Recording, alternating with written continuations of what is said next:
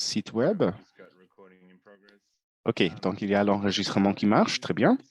Donc, vous pouvez utiliser le crayon ici à gauche pour faire une petite esquisse. Je vois, je vois une personne qui a déjà commencé avec son autoportrait et puis à droite, nous avons des post-it et on va vous demander de répondre, de remplir ces informations, votre nom, votre organisation, votre rôle, là où vous êtes basé et pourquoi ce sujet vous intéresse. Donc, le lien est dans la boîte à discussion. Donc, vous pouvez cliquer sur le lien et commencer à vous présenter. Et voilà les consignes pour cette petite activité de présentation des participants. Et peut-être on va donner un prix pour le meilleur autoportrait. J'en sais rien. Donc, jusqu'ici, nous n'avons pas de lauréat pour ce prix, mais on va voir.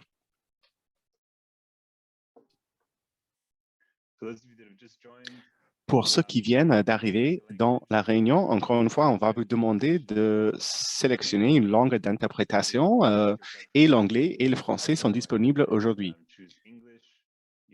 Donc, il faut choisir une langue, l'une ou l'autre. Donc, commencez avec cela et puis vous pouvez lire les consignes ici. On va vous demander d'esquisser un autoportrait et de vous présenter dans le tableau Miro. Et le lien pour faire cela est dans la boîte à discussion. Et je vois que nous avons déjà 34 participants ici avec nous. Et j'ai hâte de voir tous vos autoportraits qui seront géniaux. Jusqu'ici, je ne vois qu'un autoportrait. Il n'y a aucun membre de l'équipe IDE qui l'a fait jusqu'ici. Si vous avez du mal à gérer Mural, oui, je suis là de l'équipe IDE. Salut Massoud. Donc, s'il vous plaît, cliquez le lien dans la boîte à discussion et présentez-vous sur la page Mural. Et si vous vous sentez inspiré, vous pouvez aussi esquisser un autoportrait de vous-même. Et le crayon pour le faire est à la gauche du site web. Je vais attendre encore 1 minute avant de commencer pour permettre à tout le monde d'arriver dans la réunion. Si vous avez du mal à utiliser ce site web, vous pouvez aussi vous présenter dans la boîte à discussion dans Zoom. Donc, je pense que nous avons plus ou moins tout le monde déjà ici parmi nous. Et je sais qu'avant la fin de la séance d'aujourd'hui, vous serez tous des experts dans l'utilisation de Mural. Et voilà, ces autoportraits vont nous inspirer. Nous avons, voilà, des petits dessins. Et certains d'entre vous ont décidé de vous présenter avec ces post-it aussi. Donc, nous sommes maintenant 41 personnes. Donc, je pense que nous pouvons commencer. Bonjour. Je sais en fait que nous sommes dans plusieurs fuseaux horaires ici. Donc, bonjour, bonsoir. Je vais commencer la présentation maintenant. Donc, si vous vous êtes déjà présenté et vous avez déjà fait votre petit dessin, votre petite esquisse, je vais commencer avec la présentation. Donc, vous pouvez quitter la page murale maintenant et revenir dans Zoom pour que vous puissiez voir mon écran. Donc, bienvenue à toutes et à tous à la séance d'aujourd'hui. Cet atelier de lancement qui va étudier comment nous pouvons travailler ensemble pour maximiser les programmes de WASH en nous servant du design centré sur l'humain. Je suis vraiment content d'être ici parmi vous aujourd'hui et j'apprécie beaucoup votre présence. Et j'espère que vous allez partager vos connaissances avec nous. Et merci d'avoir répondu à nos questions. Cela nous a facilité la connaissance de qui est dans cette réunion. Donc, voilà les facilitateurs d'aujourd'hui. Il y a moi, je m'appelle Gonzalo, je travaille comme chercheur en design dans le laboratoire d'innovation au Cambodge. Nous avons aussi Melissa, qui est stratégiste de design senior au Royaume-Uni, et Nadia, qui est la directrice ici dans notre laboratoire d'innovation, ici au Cambodge. L'IDE, c'est une unité mondiale de l'innovation qui soutient les autres programmes de l'IDE et des organisations externes et nous aidons à la conception des produits, des services, des idées et nous travaillons sur le renforcement des capacités d'innovation. Et si vous voulez plus d'informations, à la fin de la séance, je peux vous donner un lien vers vos comptes sur les réseaux sociaux et pour d'autres informations. Aujourd'hui, nous allons faciliter cette séance qui va être une séance vraiment collaborative. Et nous espérons que vous serez ouverts à partager vos apprentissages et vos idées autour de ce sujet. Quelques points logistiques. S'il vous plaît, si vous n'êtes pas en train d'intervenir, éteindre votre micro. Et si vous voulez, on aimerait que vous laissiez la caméra ouverte si vous n'avez pas des problèmes de connexion parce que cela facilite la conversation. Et si vous avez des questions, vous pouvez toujours les taper dans la boîte à discussion. Nous n'avons que 90 minutes et nous avons beaucoup à discuter. Donc, s'il vous plaît, tapez vos questions dans la boîte à discussion et si nous n'y répondons pas aujourd'hui, nous allons vous envoyer un mail avec les réponses à vos questions. Et aussi, nous voulons avoir une séance collaborative, donc on va vous demander de nous donner toute votre attention, tout votre focus.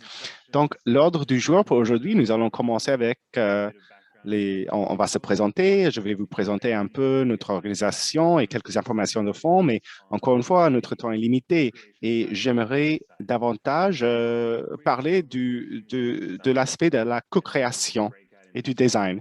Donc, nous allons parler de ce que c'est le design centré sur l'humain et puis nous allons nous diviser dans 3 petits sous-groupes de discussion pour parler de ce sujet.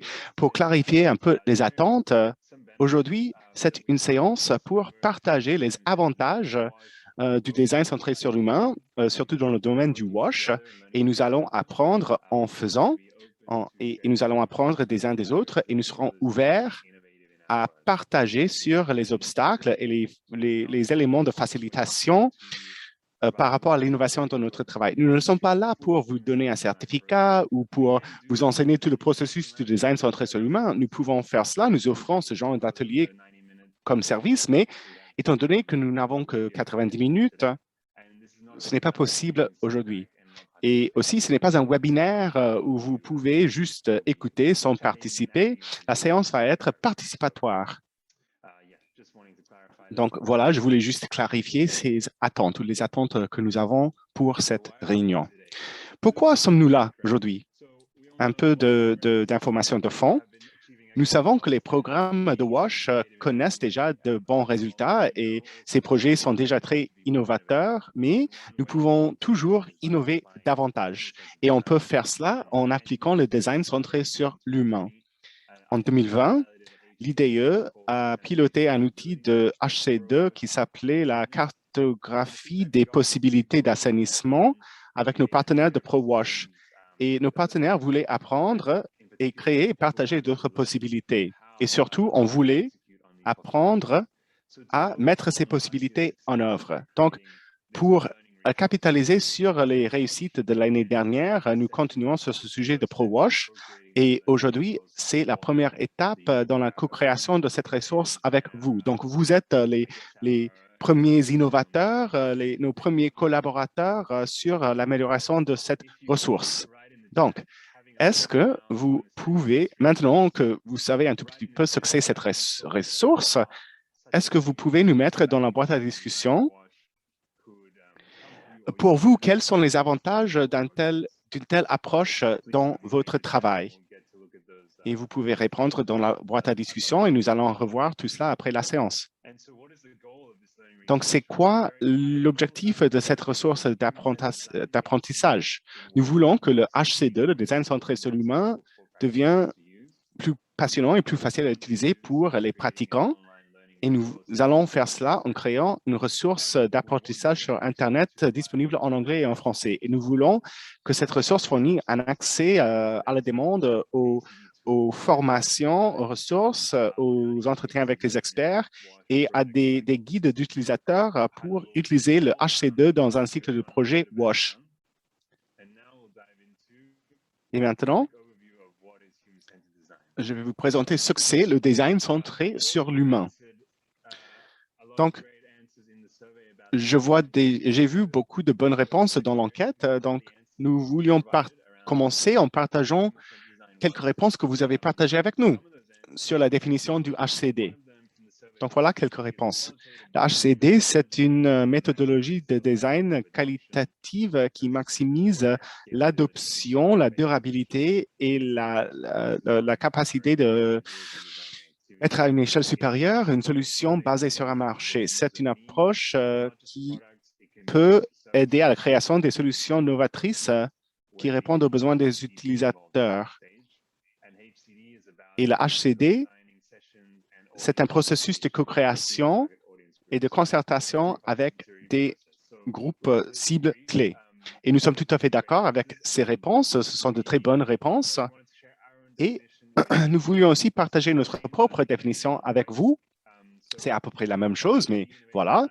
La définition de l'IDE, c'est que le HCD, c'est une méthodologie qui met les êtres humains au centre du processus de conception pour résoudre des problèmes complexes. Cette méthodologie utilise toute une gamme d'approches, y compris la recherche qualitative, la co-création et le prototypage rapide pour développer une compréhension approfondie des besoins, motivations et des comportements des gens. Ces solutions sont très fiables et deviennent de plus en plus fiables avec la contribution des parties prenantes pendant l'étape itérative de test. Et l'objectif, c'est de rendre nos projets plus durables et plus faciles de remettre à l'échelle supérieure. Nous avons environ 1 heure que nous allons passer dans les salles de discussion. Donc, je veux passer en revue ces informations aussi rapidement que possible. Pour nous, le design centré sur l'humain est en même temps un processus et un mode d'esprit. Et pour nous, le HCD peut être divisé dans 5 différentes étapes: la découverte, l'opportunité, l'idéation, l'expérimentation et la mise en œuvre. Peut-être vous avez vu des schémas semblables dans le passé, mais voilà, pour nous, ce sont les divisions les plus appropriées. J'espère que vous pouvez m'entendre. Ici en Cambodge, il pleut, nous sommes dans la saison des pluies. Donc, peut-être il y a un peu de bruit au fond de mon audio. Donc, pour ce processus, il faut un esprit d'innovation. Et qu'est-ce que cela veut dire? Il faut savoir écouter, il faut aimer l'inconnu. Et quand vous avez des doutes, il faut commencer avec la création, la fabrication, et il faut aussi savoir apprendre de ses échecs et il faut garder un esprit positif quand nous allons appliquer le design centré sur l'humain. Mais j'aimerais entendre de votre part, est-ce qu'il y a d'autres choses qu'on devrait inclure dans cet esprit d'innovation qui pourrait faciliter de meilleurs résultats dans le cadre d'un design centré sur l'humain? Et pendant que vous répondez, je vais présenter quelques avantages du design centré sur l'humain. Quelques exemples rapides et quelques exemples des projets qui sont de bons exemples du design centré sur l'humain. Donc, pourquoi est-ce que le HCD est-il important? Donc, le HCD peut vous aider à créer des solutions adaptées aux besoins d'une communauté spécifique. Donc, ici, vous avez une campagne de changement des comportements où nous avons appliqué cette méthodologie. L'envergure de ce projet, c'était la conception d'une campagne pour les parents des enfants ayant moins de 2 ans pour améliorer l'hygiène et l'assainissement à la maison. Donc, je pense qu'il y a quelqu'un qui a le micro ouvert. Est-ce que vous pouvez, s'il vous plaît, éteindre votre micro si vous n'êtes pas en train d'intervenir? Donc, dans le cadre de ce projet, nous avons fait tout le processus du HCD, de la conception jusqu'à la mise en œuvre, et nous avons testé plusieurs produits, plusieurs messages Et ce que nous avons découvert, c'est que le focus initial du projet n'était pas adapté aux besoins de la communauté. Et il fallait cibler plutôt les grandes-mères, parce que c'était elles qui s'occupaient des enfants ou de leurs petits-enfants. Et les enfants ayant moins de 2 ans, les grandes-mères s'occupaient déjà très bien de leur hygiène et de leur santé. Mais c'était à partir de l'âge de 2 ans, entre les âges de 2 ans et 5 ans, quand l'enfant commence à marcher, à pérambuler, que les grands-mères avaient du mal à les suivre. Donc, nous avons décidé d'étudier cette population des grands-mères et nous avons pu adapter nos visuels, nos initiatives aux besoins de ces grands-mères. Et ça, c'était une différence par rapport à notre plan initial. Et si vous voulez plus d'informations, vous pouvez suivre ce lien ici pour avoir plus d'informations sur ce projet. Un autre exemple, un autre avantage, c'est que le HCD peut vous aider à adapter vos stratégies de gestion pendant la mise en œuvre du projet. Ici, vous avez le projet Sama-Sama au Ghana, qui a commencé avec une découverte de HCD où nous avons étudié le contexte de la communauté dans laquelle nous intervenions et nous avons donné des recommandations aux clients. Et après 1 an de mise en œuvre, l'équipe de vente s'est rendue compte que la situation de vente ne s'améliorait pas. Donc, on nous a demandé de faire une deuxième étude de ce programme de vente et nous avons trouvé quelques obstacles au sein de ce processus. Nous nous sommes rendus compte que pendant la phase de découverte, nous avons dit que des décideurs clés tels que les femmes n'étaient pas inclus dans les discussions autour des ventes. Et grâce à cette découverte, l'équipe a pu ajuster l'approche à la mise en œuvre pour inclure d'autres décideurs clés tels que les femmes. Et donc, il a fallu faire les ventes à des temps différents, au moment pendant la journée où les femmes étaient à la maison, pour faciliter la participation de ces femmes et pour faciliter la prise de contact avec ces femmes. Un autre avantage, c'est que le HC2 peut nous aider à surmonter nos préconceptions. C'est un projet où des agents de vente pensaient que les vendeurs des latrines avec lesquels on travaillait voulaient avoir certains produits qui ne sont pas des latrines dans leur magasin parce que ces autres produits étaient plus rentables. Donc, nous avons mené une évaluation du HCD pour déterminer ce qui se passait et nous avons découvert que, en fait, ces vendeurs aimaient bien avoir des latrines dans leur stock parce que avec une latrine, on peut se faire payer en liquide très rapidement et les autres produits sont peut-être plus rentables, mais ce sont des produits achetés sur crédit normalement. Et donc, les vendeurs devaient attendre parfois des mois pour se faire payer. Donc, au début, on avait certaines préconceptions, mais nous avons les aider à adapter des stratégies de vente pour cibler les latrines qui génèrent plus de revenus en liquide. Et un dernier exemple, encore une fois, avec le projet au Ghana, c'est que le HCD peut vous aider à créer des produits plutôt aspirationnels.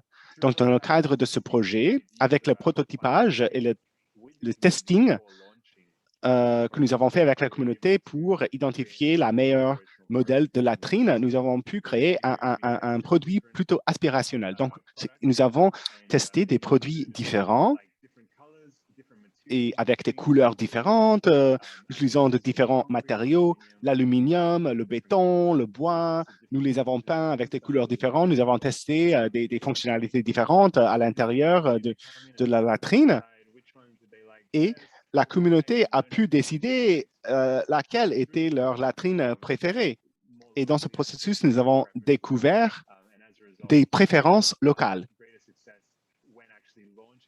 Et quand nous avons lancé le produit, il a mieux réussi parce qu'on avait déjà pris en compte les besoins de la communauté. Donc, pour résumer un tout petit peu ce que je viens de dire, le HCD a beaucoup d'avantages.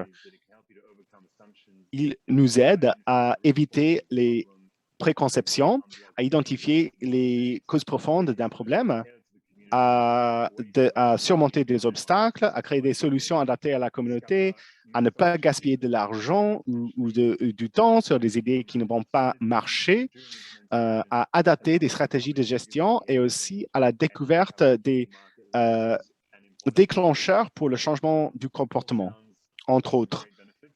Donc, ce sont des avantages très positifs et j'aimerais aussi entendre de votre part dans la boîte de discussion si, dans votre expérience ou en général, comment est-ce que le HCD vous a aidé ou pourrait vous aider dans le cadre de votre travail? J'aimerais voir vos réponses pendant que nous continuons avec la présentation.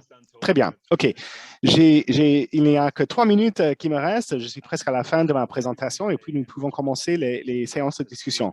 Donc, quels sont les aspects du processus HCD sur lesquels nous allons travailler aujourd'hui? Aujourd'hui, nous allons travailler sur ces 3 premières phases, la découverte, l'opportunité et l'idéation.